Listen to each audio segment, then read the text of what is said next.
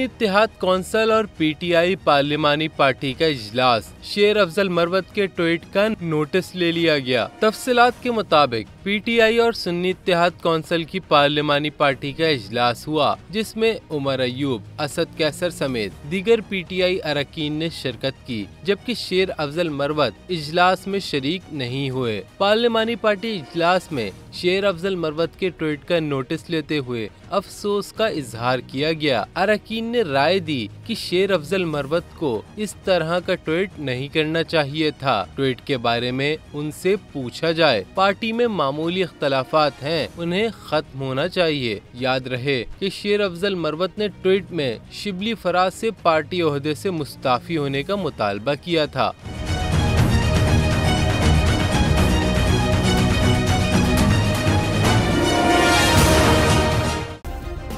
Subscribe करें और bell दबाएं ताकि कोई खबर रह न जाए।